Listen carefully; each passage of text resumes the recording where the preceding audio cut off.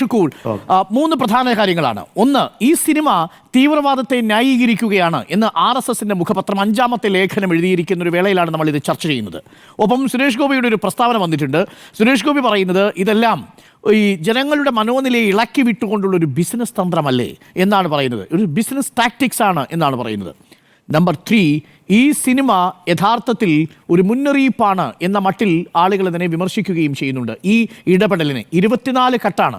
അതിൽ 7ഓളം കട്ടുകൾ ബാബു ബജരംഗി എന്ന പേര് മാറ്റി ബൽരാജാക്കാൻ, 4ഓളം കട്ടുകൾ ആ നരോദ പാർട്ടിയിൽ നടന്ന ക്രൂരമായ ബലാത്സംഗത്തിൻ്റെയും കൊലപാതകത്തിൻ്റെയും ദൃശ്യങ്ങൾ മായ്ക്കാൻ. ഈ ദൃശ്യങ്ങൾ എത്ര മായ്ച്ചാലും, ഈ വില്ലൻ്റെ പേര് എത്ര മ്യൂട്ട് ചെയ്താലും, ഈ സിനിമയും അത് ഉയർത്തിവിട്ടിയ വിവാദങ്ങളിലും ഈ ചരിത്രം മുഴങ്ങിക്കൊണ്ടേയിരിക്കില്ലേ അഡ്വക്കേറ്റ് സി ഷുക്കൂർ? തീർച്ചയായും. ഈ നേരത്തെ പാനൽ ചർച്ചയിൽ പങ്കെടുത്ത സുഹൃത്ത് നിഷാദും അതുപോലെ തന്നെ ആർഷൊക്കെ സൂചിപ്പിച്ചതുപോലെ നമുക്ക് ചരിത്രത്തെ നമുക്ക് മായ്ച്ചു കളയാൻ കഴിയില്ല. നമ്മൾ പുതിയ ചരിത്രം എഴുതേണ്ടി വരും.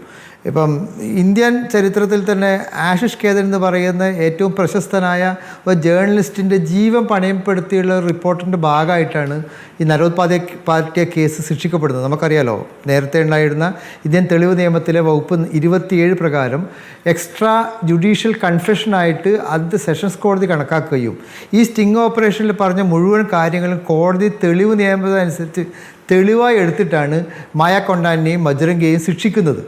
അത് ഇന്ത്യ ചരിത്രത്തിലെ അപൂർവ സംഗതികളാണ്. ഒരു കേസ് ഇൻവെസ്റ്റിഗേഷൻ്റെ ഭാഗമായിട്ട് ആ ഇൻവെസ്റ്റിഗേഷനിൽ പെടാത്ത ആൾക്കാർ, ഇപ്പോൾ സാധാരണഗതിയിൽ ഇൻവെസ്റ്റിഗേഷൻ നടത്തുന്നത് പോലീസ് ഓഫീസർമാരാണ് ക്രൈം രജിസ്റ്റർ ചെയ്താൽ.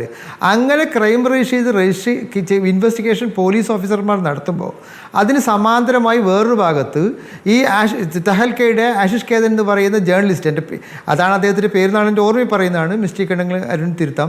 ആശിഷ് കേദൻ എന്ന് പറയുന്ന അദ്ദേഹം ഡൽഹിയിൽ നിന്ന് ഗുജറാത്തിലേക്ക് പോയി അവിടുന്ന് ഈ പ്രധാനപ്പെട്ട ഈ ക്രൈമിൽ ഇൻവോൾവ് ചെയ്തതായ ഓരോരുത്തരെയും ഈ ആശിഷ് കേദൻ എന്ന് പറയുന്ന ഞാൻ VHP-കാരനാണ്, എൻ്റെ നാട്ടിൽ ഇതുപോലെ നടപ്പാക്കാൻ വേണ്ടിയാണ് നിങ്ങളോട് കാര്യങ്ങൾ മനസ്സിലാക്കുന്നത് പറഞ്ഞ് മുഴുവൻ കാര്യങ്ങളും ചെയ്തത് എണ്ണി പറയുകയും അത് ദിവസങ്ങളോളം അദ്ദേഹം വീഡിയോഗ്രാഫ് ചെയ്യുകയാണ്.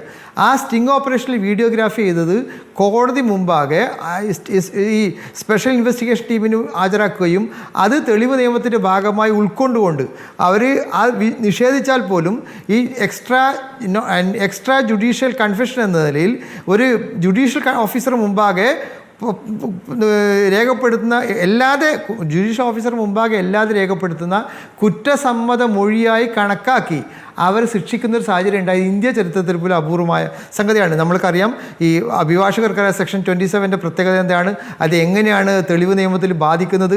അത് പോലീസ് ഓഫീസർമാർക്ക് മുമ്പാകെ കൊടുത്താൽ തെളിവ് നിയമത്തിൽ ഉൾക്കൊള്ളാൻ കഴിയില്ല. പക്ഷേ പോലീസ് ഓഫീസർ അല്ലാത്ത ഒരാളുടെ മുമ്പാകെ ഒരാൾ കൺഫെഷൻ പറയുകയും ആ കൺഫെഷൻ വീഡിയോ റെക്കോർഡിൽ ഏർപ്പെടുകയും ചെയ്തതിൻ്റെ ഭാഗമായിട്ടാണ് ആ പ്രധാനപ്പെട്ട നരോദ പാർട്ടിയിലെ മന്ത്രിയായിരുന്ന മായ കൊണ്ടാനെയും ബജ്രംഗിയും ശിക്ഷിക്കുന്നത്.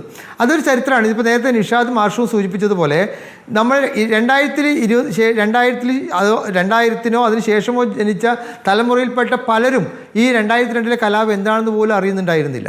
കുട്ടികൾക്ക് അറിയില്ലായിരുന്നു. നമ്മൾ എത്ര പറഞ്ഞാലും അവർക്ക് താല്പര്യം ഉണ്ടായിരുന്നില്ല. പക്ഷേ കൃത്യമായി ഈ സിനിമ വരുന്നതോട് കൂടിയിട്ട് നിങ്ങൾക്ക് ഈ സിനിമയിൽ ലാൽ സാറും ഖേദം പ്രകടിപ്പിച്ചത് ഒരു തെറ്റായിട്ട് പോലും കാണാത്ത ഒരാളാണ് ഞാൻ.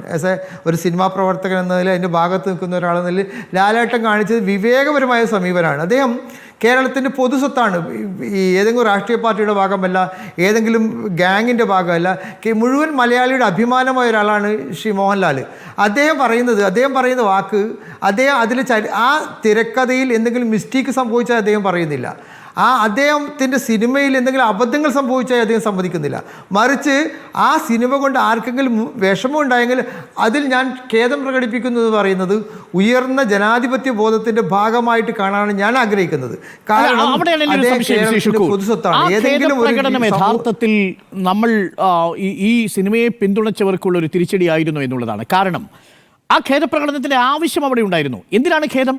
ഈ ബാബു ബജരംഗി എന്ന് പറയുന്ന ഒരു കൊടും ഭീകരനെ എക്സ്പോസ് ചെയ്യുന്നതിൽ ഖേദിക്കുന്ന മനസ്സുകളുണ്ടെങ്കിൽ അവരോട് ഐക്യപ്പെടുന്നത് ശരിയാണോ ഷുക്കൂർ?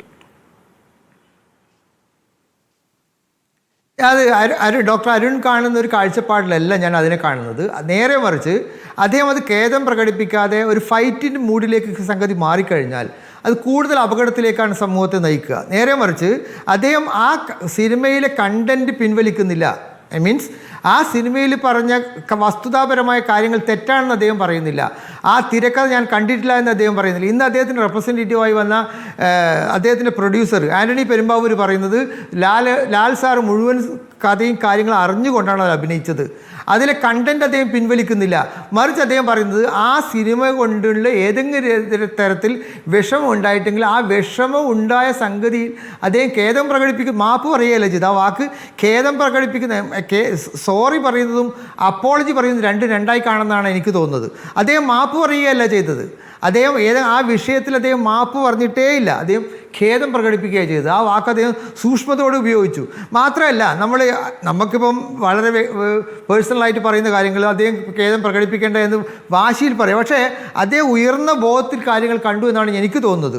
മാത്രമല്ല ശ്രീ പൃഥ്വിരാജും ലാൽ സാറും അതുപോലെ തന്നെ മുരളി ഗോപിയൊക്കെ ഉയർത്തിവിട്ട കാര്യങ്ങൾ അതിനി ഖേദം പ്രകടിപ്പിച്ചാലും മാപ്പ് പറഞ്ഞാലും സിനിമ പിൻവലിച്ചാൽ പോലും സമൂഹത്തിൽ നിലനിൽക്കുന്ന ഒരു കാര്യമാണ്.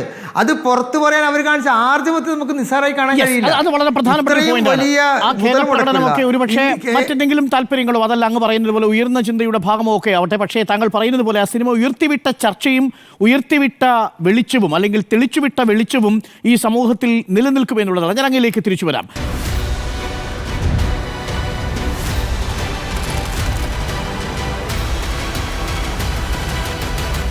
Debate with Dr. Arun Kumar.